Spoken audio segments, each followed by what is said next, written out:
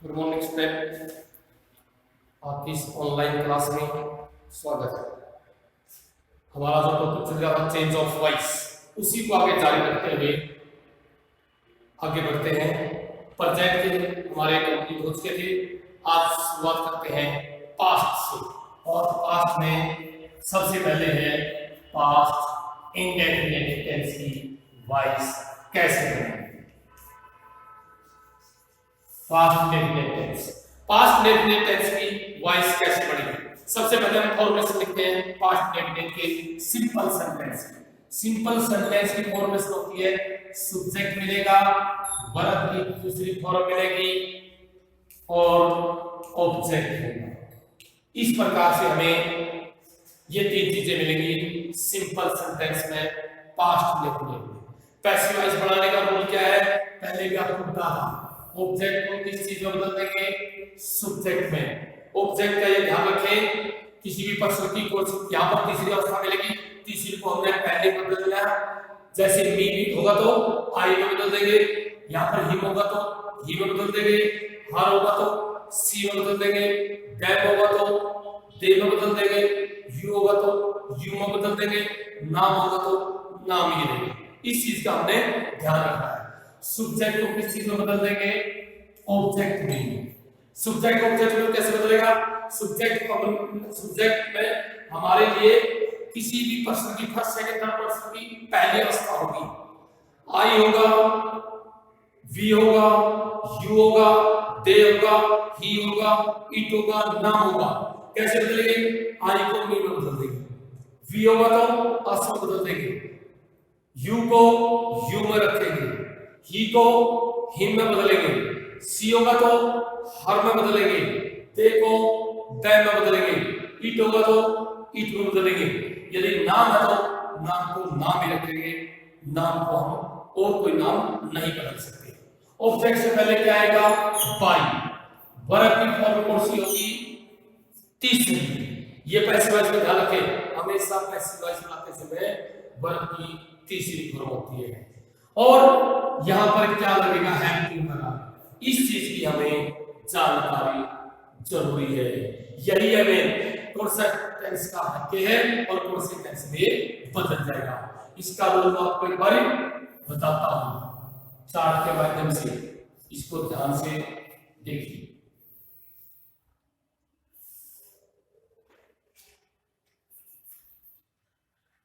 Past indefinite, past indefinite का rule क्या होता है, सब्जेक्ट वर्ब की दूसरी फॉर्म ऑब्जेक्ट, ये होता है पास्ट इंडेफिनिट के सिंपल। और नेगेटिव और इंटरोगेटिव में क्या जाते हैं, कि वर्ब के बाद वर्ब की पहली फॉर्म। यदि इस टेंस का वर्ग क्या है, पैसिव वॉइस बनानी है, ये टेंस हो गया past continuous. Past continuous tense की हेल्पिंग वर्ब लगा के पैसिव वॉइस बना दो। यानी कि पास्ट कंटीन्यूअस में हेल्पिंग वर्ब कौन सी होती है, वाज वर्ब लगाकर पैसिव वॉइस बना दे। ये है मेन चीज जो हमने हेल्पिंग वर्ब बनानी है, वाज या वर्ब। इन दोनों में से एक, मतलब क्या, यदि सब्जेक्ट आई और सिंगुलर है तो वाज हेल्पिंग वर्ब लगेगी, यदि सब्जेक्ट प्लूरल है तो वर्ब हेल्पिंग वर्ब लगेगी। जैसे हम इसका एक सेंटेंस करते हैं, I wrote a letter। यहां से हमें पता चला वर्ब की दूसरी फॉर्म है पास्ट इंडेफिनिट है। ये क्या है, सब्जेक्ट है, और ये क्या है, ऑब्जेक्ट है। ऑब्जेक्ट क्या कहेंगे, ए हेल्पिंग वर्ब क्या करता है, थोड़ा सा बता देगी। पैसिव वॉइस बोलते समय वाज या वर्ब में से एक लगाएंगे। ए लेटर क्या है, एक वचन, एक वचन के साथ कौन सी लगेगी हेल्पिंग वर्ब, वाज। वर्ब क्या कौन सी बता रहा, आपको तीसरी फॉर्म लगेगी। रोट की तीसरी फॉर्म राइट, पहली थी, रोट दूसरी है रिटन। और ऑब्जेक्ट से पहले बाय और आई को बदल देंगे। एक सेंटेंस और करते हैं, शी sang ए सॉन्ग।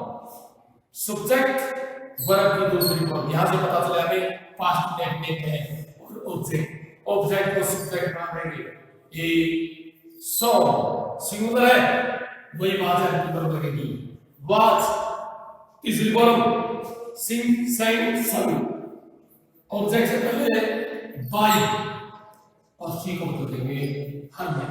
इस प्रकार से पास्ट डेफिनेट के सिंपल सेंटेंस की पैसिव वॉइस वाज वर्ब के हेल्पिंग वर्ब लगा के बदल देंगे इसको। ऑब्जेक्ट को सब्जेक्ट, सब्जेक्ट को ऑब्जेक्ट, ऑब्जेक्ट से पहले बाय वर्ब की तीसरी फॉर्म। ये फॉर्मेशन थी सिंपल सेंटेंस की। नेगेटिव में क्या करेंगे हम?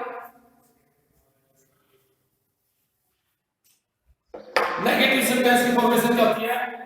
पास्ट नेगेटिव की सब्जेक्ट हेल्पिंग वर्ब आगे से, और हेल्पिंग वर्ब कौन सी आएगी? डिड। डिड के बाद क्या आएगा? नोट, और डिड आते ही वर्ब की पहली फॉर्म हो जाएगी इस टेंस में, पास्ट नेगेटिव और ऑब्जेक्ट। पैसिव वॉइस कैसे बनाएंगे? ऑब्जेक्ट को सब्जेक्ट में बदलेंगे, सब्जेक्ट को ऑब्जेक्ट में बदलेंगे, ऑब्जेक्ट से पहले बाय लगाएंगे। पैसिव वॉइस हमेशा वर्ब की तीसरी फॉर्म होगी। नोट एज इट इज बन जाएगा। हेल्पिंग वर्ब मैंने बताया पास्ट नेगेटिव, पास्ट कंटीन्यूअस में हेल्पिंग वर्ब लगा दो, कौन सी? वाज या वर्ब में से एक हेल्पिंग वर्ब लगा दे, वो सब्जेक्ट देकर हमने लगा लिया। जैसे ऑप्शन का इसमें आता है, she did not cook the food, उसने खाना नहीं पकाया। सब्जेक्ट हेल्पिंग वर्ब, यहां से हमें पता चल गया पास्ट नेगेटिव, नेगेटिव वर्ब की पहली फॉर्म है ऑब्जेक्ट, ऑब्जेक्ट को सब्जेक्ट बना देंगे। the food हेल्पिंग वर्ब एक वचन है was, नोट वर्ब कौन सी? तीसरी cooked, ऑब्जेक्ट से पहले बाय और सी को बदल देंगे हर में। सी हर हर पहले बता देंगे आपको, यहां पर इसकी पहली अवस्था है तो उसको तीसरी अवस्था में बदलेंगे। यहां पर यदि तीसरी हो उसको बदलना है तो पहली। एक सेंटेंस और करते हैं इसका, दे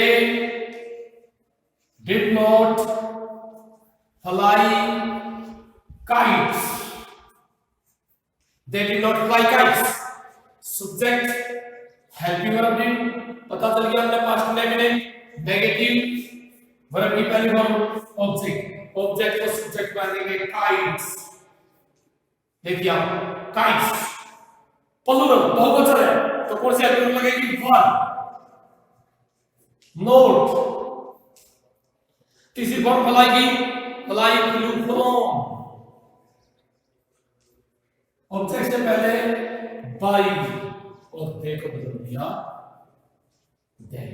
इस प्रकार से पास्ट डेफिनेट के नेगेटिव सेंटेंस की पैसिव वॉइस बनेगी।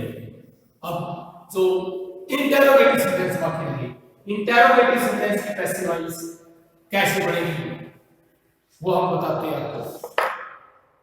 फॉर्मेशन क्या होती है इंटरोगेटिव सेंटेंस की? इंटरोगेटिव की फॉर्मेशन क्या होती है? सबसे पहले क्या होता है? हेल्पिंग वर्ब, उसके पश्चात सब्जेक्ट वर्ब पहली, ऑब्जेक्ट पीछे क्वेश्चन मार्क। ये होती है टेंस की फॉर्मेशन इंटरोगेटिव। और ये हम करें पास्ट डेफिनेट, यानी यहां पर कर देगा मैं डिड, यहां से पता चलेगा मैं पास्ट डेफिनेट। कैसे उसकी बनाएंगे पैसिव वॉइस कैसे बनेगी ये ध्यान में रखें। यदि एक्टिव वॉइस सिंपल है पैसिव वॉइस भी सिंपल बनेगी, एक्टिव वॉइस नेगेटिव है तो पैसिव वॉइस भी नेगेटिव बनेगी, और यदि एक्टिव वॉइस इंटरोगेटिव है तो पैसिव वॉइस भी इंटरोगेटिव बनेगी। तो पैसिव वॉइस बनाने के लिए सबसे पहले क्या लगाएंगे? हेल्पिंग वर्ब भी लगाएंगे। फिर हम ऑब्जेक्ट को क्या बदलेंगे? सब्जेक्ट में। सब्जेक्ट को क्या बदलेंगे? ऑब्जेक्ट में। ऑब्जेक्ट से पहले बाय, वर्ब तीसरी, यहां पर हेल्पिंग वर्ब कौन सी बताई थी आपको? वाज या वर्ब से एक हेल्पिंग वर्ब लगेगी। जैसे हम सेंटेंस लिखते हैं, did he sing a song, did he sing a song, क्या उसने एक गीत गाया।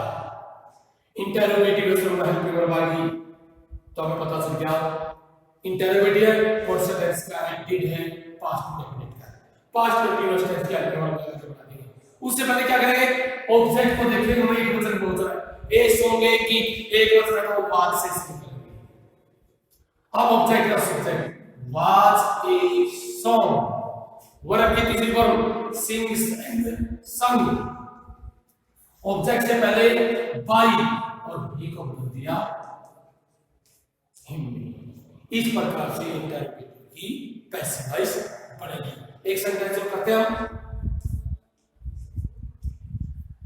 डिड मोहन प्ले फुटबॉल, क्या मोहन ने फुटबॉल खेली। इंटरोगेटिव सवाल क्यों आ गई, यहां से पता चल गया हमें कि इंटरोगेटिव सेंटेंस से पास्ट इंडेफिनिट का फॉर्म भी लेंगे तो इंटरोगेटिव पैसिव वॉइस बनाएंगे। तो इंटरोगेटिव पैसिव वॉइस बनाने के सबसे पहले क्या लगाएंगे हम, हेल्पिंग वर्ब। हेल्पिंग वर्ब कौन सी लगाएं, ऑब्जेक्ट को देखेंगे फुटबॉल, एक वचन है, वाज से शुरू कर देंगे वाज। अब ऑब्जेक्ट का सब्जेक्ट वाज फुटबॉल, वर्ब की तीसरी फॉर्म प्ले, ऑब्जेक्ट से पहले बाई और नाम है, नाम को नाम ही रखेंगे, नाम को किसी को नाम को हम बदल नहीं सकते, उसको बदलने का हमारे को कोई अधिकार नहीं है। तो ये हमारी पास्ट इंडेफिनिट टेंस की पैसिव वॉइस कंप्लीट हो गई। इसका बस ध्यान रखें, एक छोटा सा फार्मूला मैं बताता हूं आपको, उसको हमेशा बस ध्यान में रखें। सब्जेक्ट ऑब्जेक्ट नहीं देख रहा हूं, हमने हेल्पिंग वर्ब और वर्ब देखते हैं, उस प्रकार से उसको चेंज कर देना है। यदि एक्टिव वॉइस में सब्जेक्ट के बाद वर्ब की दूसरी फॉर्म बन जाती है तो उसको वाज या वर्ब, वर्ब की तीसरी फॉर्म लगा के पैसिव वॉइस बनाना। यदि नेगेटिव इंटरोगेटिव में डिड, डिड के बाद वर्ब की पहली फॉर्म है, उसकी पैसिव वॉइस इसी प्रकार वाज या वर्ब और वर्ब की तीसरी फॉर्म लगा के उसकी पैसिव वॉइस बना दे। इस प्रकार से हमारा ये टेंस जो कंप्लीट है। Thank you.